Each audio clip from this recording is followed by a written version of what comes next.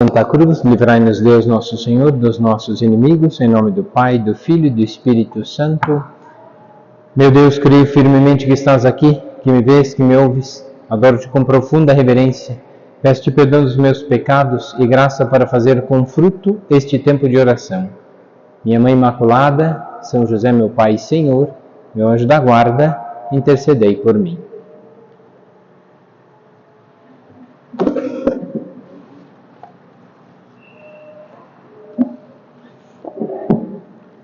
Nesse mês de fevereiro, e ao mesmo tempo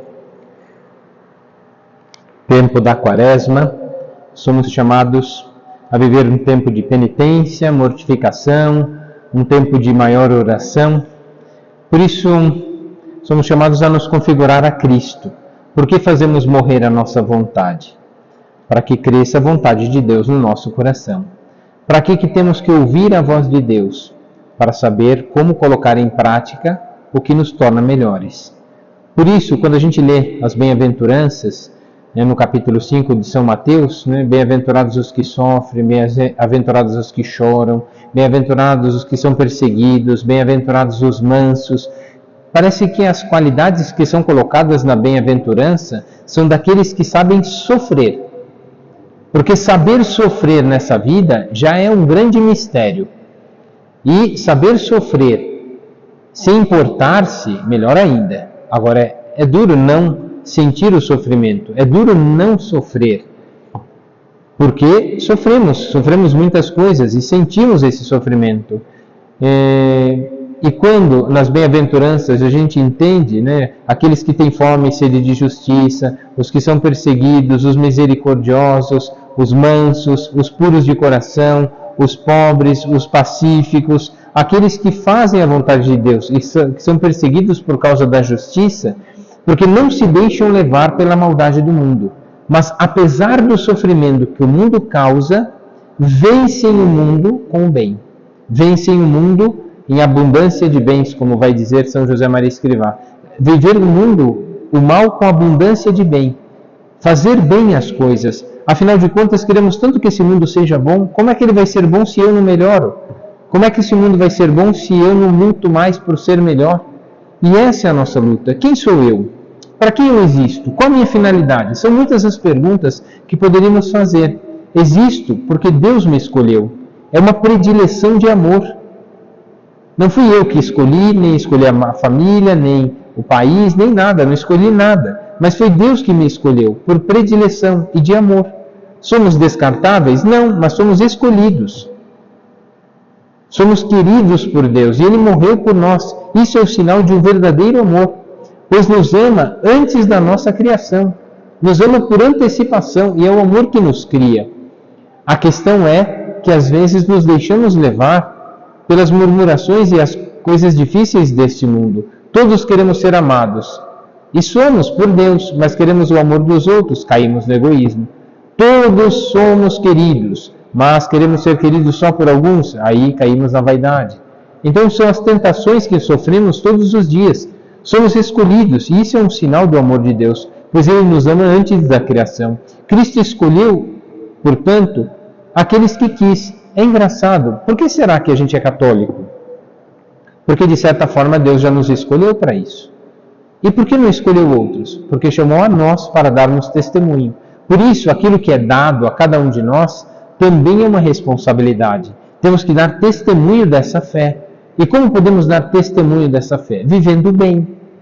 Vivendo bem o amor e a confiança em Deus. Mas como é difícil. Por quê? Porque Deus escolheu, apesar da nossa debilidade, para confundir os fortes. E é interessante porque a maioria das pessoas que manifestam e transmitem a fé, a maioria das pessoas são as mulheres. Elas são as que mais têm influência sobre a sociedade. Primeiro porque somos gerados todos em suas barrigas. Depois que somos cuidados, amamentados, educados pelas mulheres. Isso em qualquer país, isso em qualquer religião, isso em qualquer cultura. Por quê? Porque há uma ligação muito íntima com todas as mulheres. E todos nós somos ligados a elas, as nossas mães. que não são as mais perfeitas. Não são. Por isso, o que nosso Senhor quer, para confundir os pobres, Deus escolheu o simples. E às vezes queremos tantas coisas nessa vida que complicamos a nossa vida. Ao invés de torná-la mais simples, nós enchemos de coisa a nossa vida e tornamos ela cada vez mais pesada, porque queremos isso, porque precisamos daquilo, porque gostamos disso, porque não queremos assim, porque gostamos desse outro jeito. É verdade que as coisas, se elas andam do nosso jeito, são boas para nós, mas para os outros podem ser um inferno, porque queremos do nosso jeito. E não é isso configurar-se a Cristo. Configurar-se a Cristo é despojar da própria vontade. Uma mãe, ela faz a vontade dela? Não, ela até educa os filhos, dá bronca, corrige, põe ordem, não pode ser omissa. Mas os filhos fazem tudo o que ela quer? É uma outra história. O padre fala, todo mundo faz. Um retardado falando.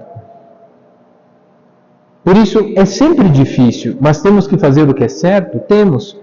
Nos deu uma vida, nos deu a fé, nos deu a vocação.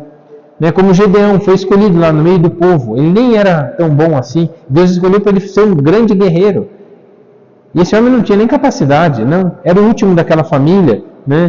Como é que pode isso? Tudo, Deus conduziu tudo por misericórdia.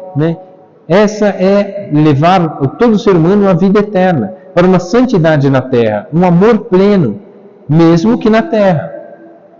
E somos chamados a essa união de amor com Deus. Sede santos como meu Pai Celeste é santo. É um pedido de nosso Senhor, mas a gente é capaz de ser santo? Não. Por capacidade própria? Não. Então para que a gente vai ser? Porque Deus pediu. Então como que vai ser essa santidade se eu sou incapaz? Mas Deus pediu. É deixar-se conduzir por Deus. A santidade, já disse aqui em outros recolhimentos, que São José Maria Escrivá frisava muitas vezes, santidade não é perfeição, porque ninguém é perfeito, então ninguém seria santo. Santidade é luta, e quando lutamos por fazer bem as coisas, é que de verdade somos melhores. Enquanto não desistimos do que é certo, somos melhores, perseverantes no amor.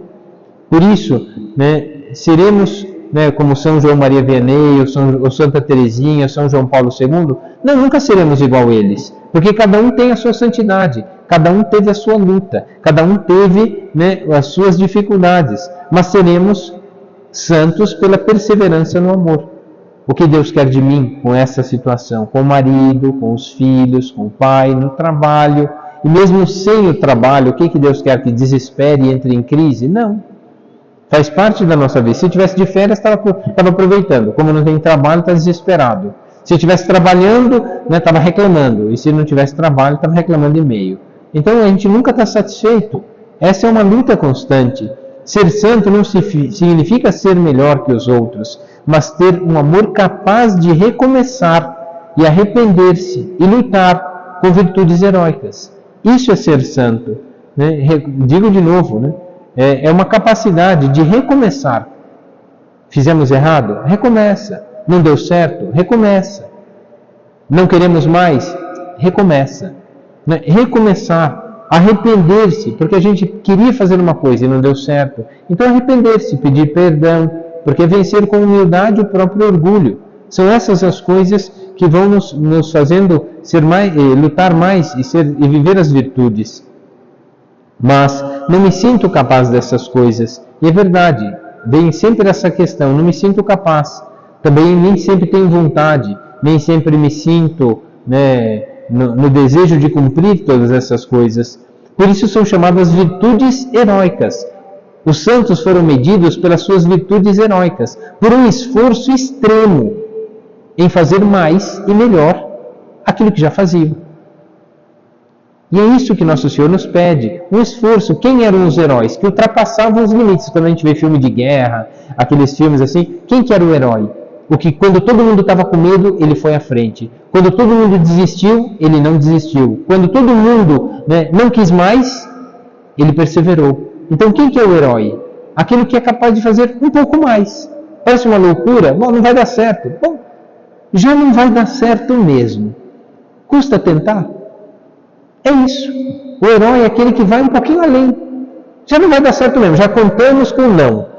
Então, quem sabe a gente tenta? Vai tentar até dar um sim.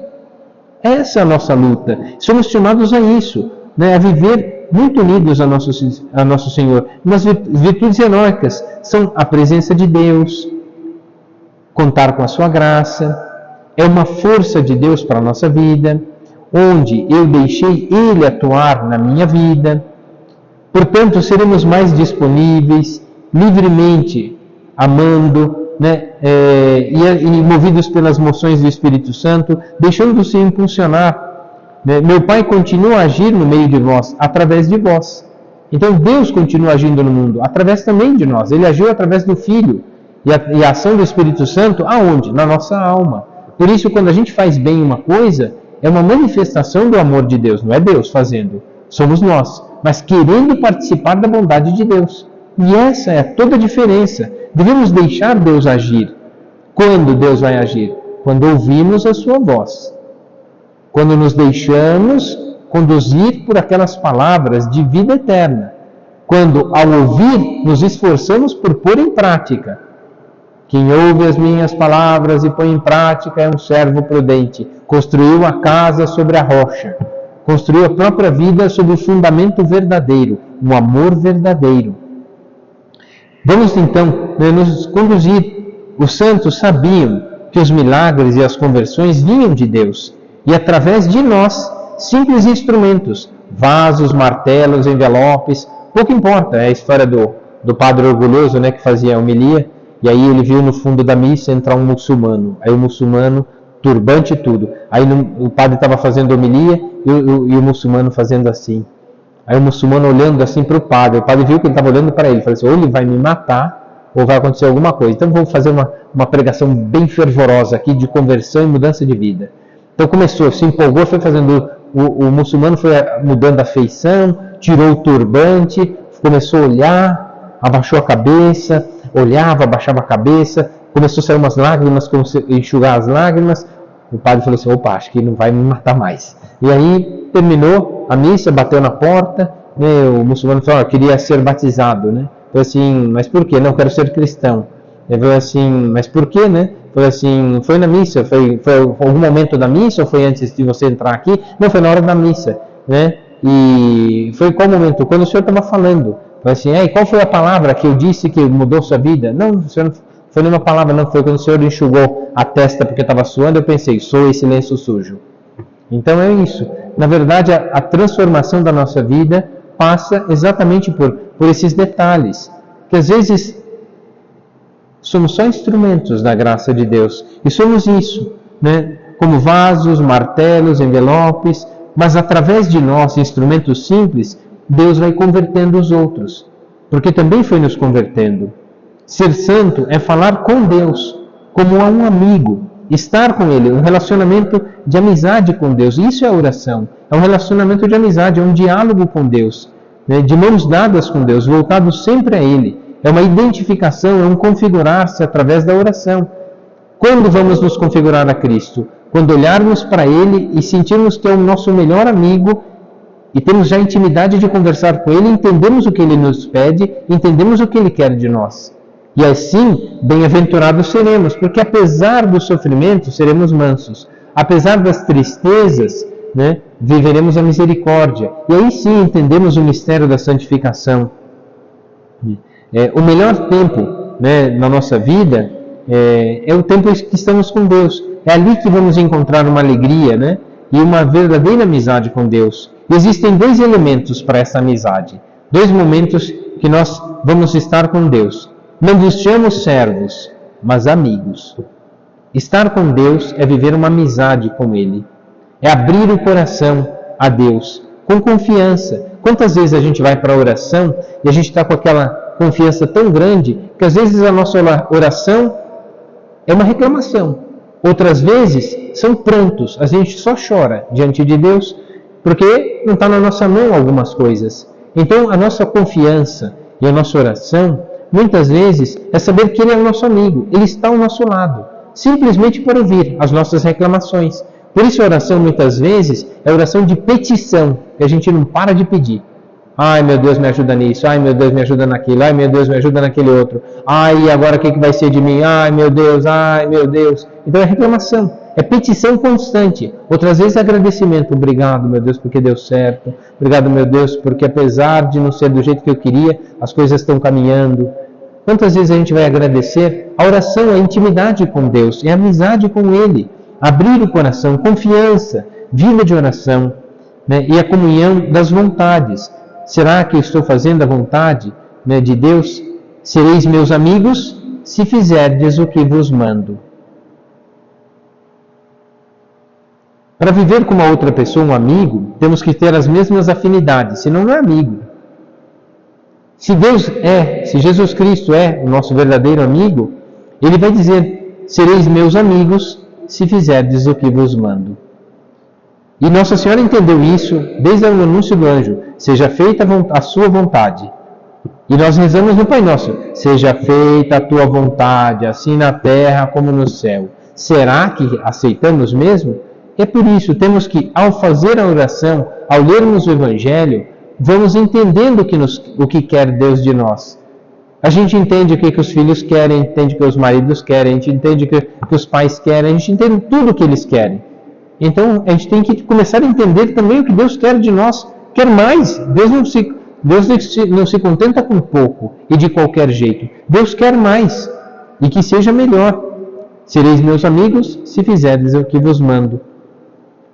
Eu me preocupo muito das suas coisas e o Senhor cuida das minhas. Assim dizia São José Maria Escrivá, quando diante de uma dificuldade, fala assim, Senhor, eu vou cuidar das suas coisas, cuide das minhas. E quais eram as coisas de nosso Senhor?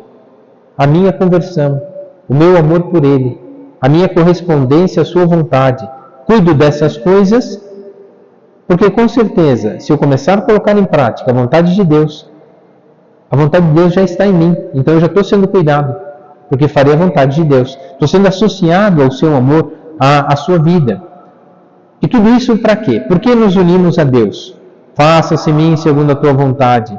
Existem dois elementos dessa amizade, né? Ele nos chama amigo, e o seremos se o fizermos a sua vontade. A vontade na terra como no céu.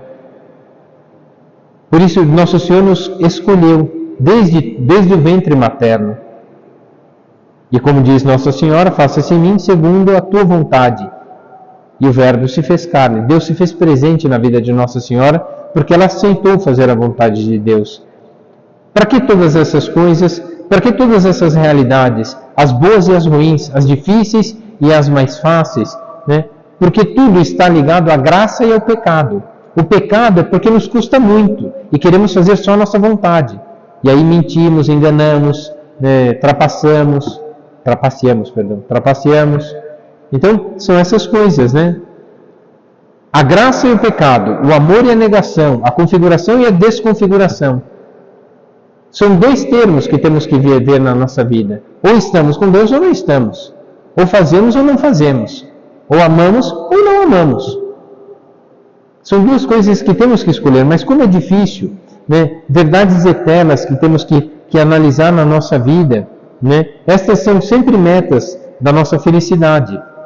Para falar, né, dessa configuração a Cristo, da graça, do pecado, do amor, da negação, né, somos exigidos concretamente.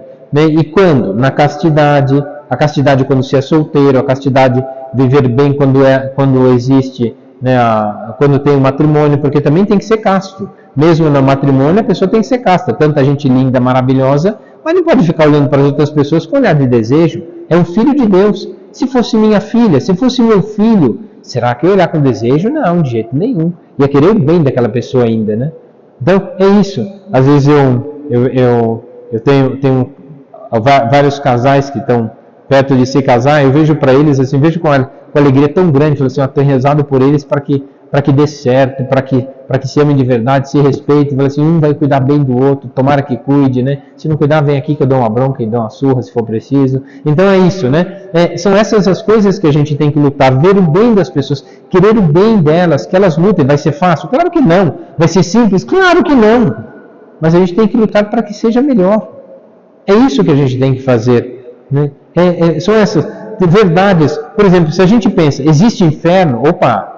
Então a gente não vai fazer besteira. Existe céu? Opa, então vale a pena melhorar aqui um pouquinho. Pô, existe purgatório? Antes de chegar lá, então vamos reparar as faltas já cometidas. Vamos arrumar o que está desarrumado, vamos pôr ordem no que está desordenado, né? Vamos limpar o que está sujo, vamos pedir perdão pelo que está errado, e assim vai. A gente vai reparando, porque o purgatório é um lugar de reparação. Se você não fez bem, vai sofrer a reparação lá. Então, se a gente repara aqui, a gente vai ficar livre dele. Será? Então, por isso que temos que reparar. Tudo isso, céu, inferno, purgatório, castidade, não são para ter medo. Na verdade, é o contrário. Tudo é um estímulo para atuarmos bem hoje. É atuar bem hoje. Porque não temos o amanhã. A gente não sabe nem se vai acordar amanhã. Será que a gente fez bem tudo hoje que vai merecer o céu? Já dá até medo. Por isso temos que agir melhor.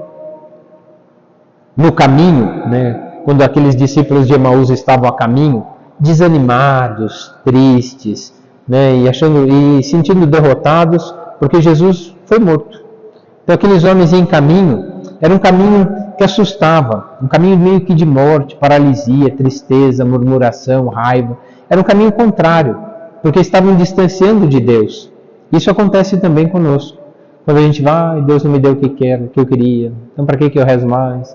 Para que eu vou na missa? Confessar para que adianta? Meu Deus do céu, para que tudo isso? E aí começamos a cair afundando, né, um caminho contrário. Mas para nós, esse caminho deve ser princípio. Quando vier a tristeza, bem-aventurados os que sofrem, bem-aventurados os pobres, bem-aventurado quando nos tirarem as coisas, bem-aventurados seremos se ao continuarmos olhando para Deus, não desistirmos de continuar caminhando com Ele. Porque o que nos fortalece e o que nos faz recomeçar e começar é o amor de Deus. Só o amor faz a pessoa recomeçar. É o amor que dá chance de perdão, é o amor que dá chance de servir, é o amor que vale a pena. E esse amor são metas que todos somos chamados, né? Por isso, seguir Cristo, né? Assim viveram os santos, seguiram Cristo até o último dia. Viveram para Cristo. São Paulo vai dizer, né, estar com Cristo. Viver para mim é Cristo e morrer é lucro. Porque quando eu perco tudo, eu só tenho Deus. Porque ninguém pode me tirar Deus. Pode me tirar a saúde, a liberdade, pode me tirar, né, todas as coisas, roubar tudo que eu tenho, mas uma coisa não me podem tirar: Deus. E é verdade, ninguém tira Deus da gente. Se a gente se apegar a Ele de verdade. E São Paulo afirma isso, né? Poderíamos ter essas questões na nossa vida, céu, inferno, purgatório, castidade, vida eterna, mas a verdade é que não pensamos nisso. Nunca estamos pensando quando será o nosso dia. A gente nunca pensa nisso, pelo contrário, a gente foge de pensar nisso. Porque pensar de morrer, ai meu Deus, e se eu não estiver pronto para o inferno? Ai não, então é melhor não pensar nisso. Mas também não pensa enquanto está fazendo as coisas erradas. Então se pensasse que existe o inferno, então a gente começaria a melhorar. É isso que a gente tem que fazer. Se pensasse, meus pais vão me abandonar, então eu trataria eles melhor. Meu marido vai me deixar, então é melhor tratá-lo melhor. Minha família não tem paciência comigo, então é melhor eu ter paciência com eles. A gente tem que mudar. E temos que mudar muito. São Paulo ainda afirma, né? Para Nosso Senhor a morte era a hora de glorificar a Deus. É chegada a minha hora. Qual foi a hora de Cristo? Morrer. Morrer por nós. Dar a vida por nós. Qual é a nossa hora? É morrer pela nossa família. É morrer para as coisas que devemos fazer. É morrer para isso. Né? É glorificar a Deus. Assim como os apóstolos. Né? São José Maria dizia, né? A morte era como ser espremidos como limão. Usado até a última gota. Isso é a morte. Vamos usar até o fim. É deixar-se conduzir por Deus. E aí sim, todo mundo quer tudo de nós. Esse quer aquilo, aquele outro quer aquilo. Todo mundo quer as coisas de nós. E seremos espremidos mesmo. Essa é a nossa vida. Os filhos querem, o marido quer, os pais querem, os irmãos querem atenção. Todo mundo quer a nossa atenção. Somos espremidos todos os dias. Somos chamados a viver, né, nesse momento. Somos chamados a viver o amor de Deus. Por isso, somos chamados a viver por Deus. Ou ficamos, né, como tem a história do seminarista, né, um seminarista que na época da Segunda Guerra Mundial, ele foi chamado ele foi chamado para servir o exército. Ele não queria, mas como o exército alemão estava perdendo, então ele foi chamado, né, para viver um momento de guerra. Como ele era seminarista, fala, bom, não vai pegar em armas. A única coisa que ele vai fazer, então, é ser enfermeiro. Ele vai lá, busca os feridos e busca os mortos. E volta. Ele busca os feridos e busca os mortos. Então ele vai fazer só isso. E cuida dos feridos do jeito que está, ajuda os médicos e pronto. Aí também ele foi fazer isso. Chegou um momento na guerra que era tanta morte, tanta guerra, tanta dificuldade, que chegou um momento que um outro homem olhando para ele, né, sabia que ele era seminarista, falou assim, nossa, olha que fervoroso, né? Está aqui ajudando a gente na guerra, poderia estar no conforto do seminário, estudando, rezando por nós, mas está aqui, deve estar rezando e deve estar servindo muito bem, deve estar rezando e deve estar servindo muito bem. Então, quando o soldado começou a olhar o seminarista, aí ele olhou o seminarista e ele estava lá, servindo, né? Só que ele se acostumou tanto com aquilo, de pegar um doente, pegar um ferido, pegar um morto, puxar para lá, trazer do fronte de guerra e trazer para cá, que chegou um momento que ele foi lá, ele pegou um morto, estava tudo ensanguentado, o cara sangrando, puxou o cara, pôs aqui, estava com uma fratura, um tiro, estava sangrando muito, pôs o cara ali, ficou todo manchado de sangue, todo sujo de sangue, o cara desesperado, ele impassível, puxou o cara, pôs ali, chamou o médico, foi lá, ajudou, amarrou uma coisa para ele não perder muito sangue, amarrou tal, ele olhou no relógio, parou, abriu assim um negocinho, começou a comer. Aí com a mão toda cheia de sangue, falei assim, o soldado falou assim, o que você está fazendo? Está na hora do meu almoço. Mas você tem que socorrer o cara. Eu falei, não quero saber, está na hora do meu almoço. Ele perdeu até o sentido da vida. Ele estava pensando só na sua vida. Ele fazia o que mandava, mas fazia sem coração.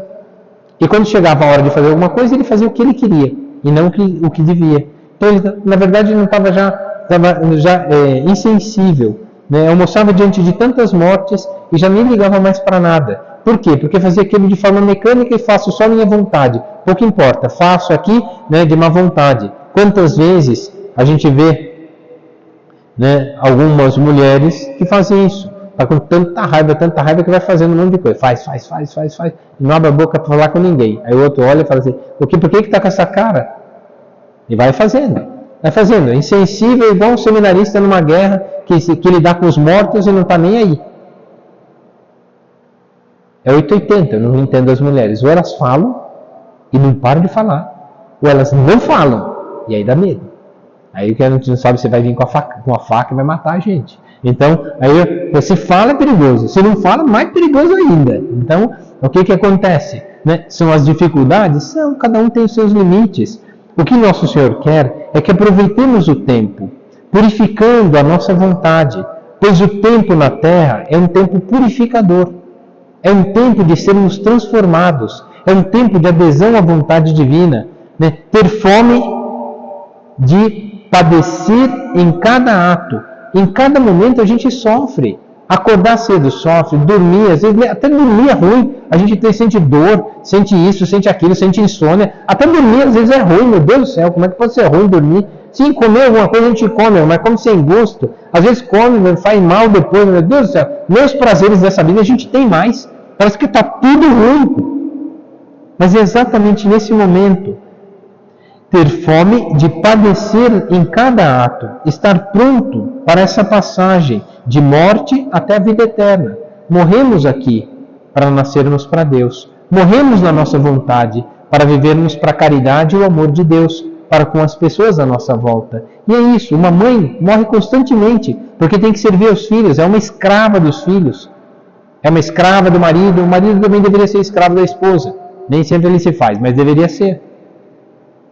E essa é a nossa luta. Padecer nessa vida a cada ato, né? Porque estar pronto para essa passagem. Cristo, que nos ama, padeceu por nós. Será que estamos dispostos a esse tempo de purificação? Né? Morrer para a vida eterna? Quando pensamos que já fizemos muito, estamos mal. Já fiz muito, não quero mais. Só faltava um pouquinho para merecer o céu. Mas a preguiça, o orgulho e a vaidade não deixaram. E essa é a luta que estamos travando. Quando pensamos que já fizemos muito, estamos mal. Pois a capacidade de amar, naquele momento, foi pouca. Por que a gente desiste? Porque naquele momento entrou uma frieza no coração e naquele momento a gente desistiu, não quis recomeçar, não quis amar mais, não imitou Cristo, não se configurou a Ele, não deu a própria vida, não venceu a própria vontade, não se deixou conduzir por Deus. A capacidade de amar foi pouca, porque não quis fazer mais. Ah, mas a gente já faz tanto. Mas era só mais um pouquinho. Ah, mas que mais um pouquinho? É um pouquinho. Só mais um pouquinho. O dia só tem 24 horas, só dá para trabalhar 24 horas. Não dá mais. Aí passou o dia, aí já é outro dia. Às vezes até invade outro dia. 24 horas naquele dia, aí emendou mais 5 do outro. Tá bom, foi 29. Pronto. Às vezes é assim a vida.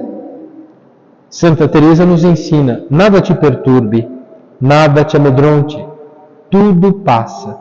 A paciência, tudo alcança. Quem a Deus tem, nada falta. Só Deus basta. E São José Maria Escrivá quase que traduz isso também numa frase muito bonita que eu gosto muito dela. Ele dizia: in letizia nulla die sine cruce. Na alegria, nem um dia sem cruz. Cruz e alegria andam juntas. Se eu não abraço a cruz, não encontro alegria. Porque quando nego a cruz, o meu egoísmo me deixa amargo, triste e a consciência pesada. Porque podia ter feito, era só mais um pouquinho, mas não quis fazer. Neguei aos filhos, ao marido, à família, às pessoas, só mais um pouquinho. Que custa, claro, tem peso de cruz, é uma cruz imensa. E Nossa Senhora tem a frase que nos ensina: faça-se em mim segundo a tua vontade. É isso, ela aceitou fazer a vontade de Deus. E olha que a promessa era uma espada transpassar a sua alma. E ela aceitou.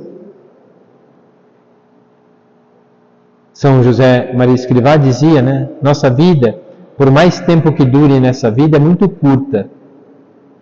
E ele dizia que pouco é uma vida para oferecer a Deus. Que pouco é uma vida para oferecer a Deus. Mas, como diz o Evangelho, quem é fiel no pouco é no muito.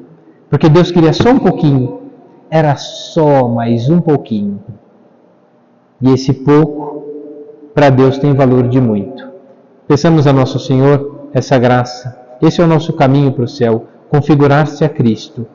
Podemos oferecer bem pouco a Deus, mas era o pouco que Ele queria, e só mais um pouco. E esse pouco nos configurará a Cristo. Foram só algumas chicotadas, foram coroas de espinhos, foram cravos nos pés e nas mãos, foram cusparadas, ofensas, que demoraram algumas horas. Aos olhos dos homens, parece que até foi pouco. Para quem sofreu foi muito, mas para os olhos dos homens, parece que foi pouco. O que é a nossa vida aos olhos dos outros? Não é nada. Parece que a gente sofre até pouco. 80 anos, não vai ser nada. Já acabou rapidinho. Meu pai, daqui 2 meses, faz 80 anos. É isso, a nossa vida passa muito rápido. Por isso, que pouco é uma vida para oferecer a Deus. Mas Deus aceita o pouco. Quem é fiel no pouco, é fiel no muito.